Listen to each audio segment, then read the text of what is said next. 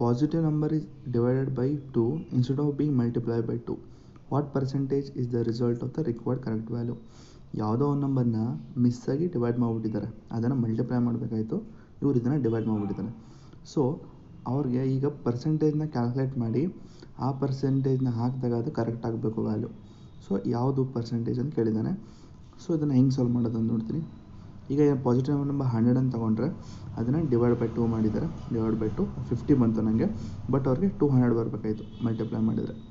So ಇದೇನಿಲ್ಲ 50 by 200 into percentage ಬೇಕಲ್ಲ. So ಈ 20 cancel ಮಾಡಿ 2 1s 2 25s.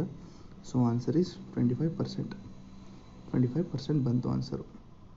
ನೋಡ್ಕೊಳ್ಳಿ, 100 ಪಾಸಿಟಿವ್ ನಂಬರ್ ಅಂತ ಕನ್ಸಿಡರ್ ಮಾಡಿದ್ದೀನಿ, ಅದನ್ನು ಡಿವೈಡ್ ಮಾಡಿದ್ದೀನಿ, ಮಲ್ಟಿಪ್ಲೈ ಮಾಡಿದೆ, 2 ಡಿವೈಡ್ ಮಾಡಿ ಇಂಟು 100 ಮಾಡಿದೆ. ಸೊ 25%.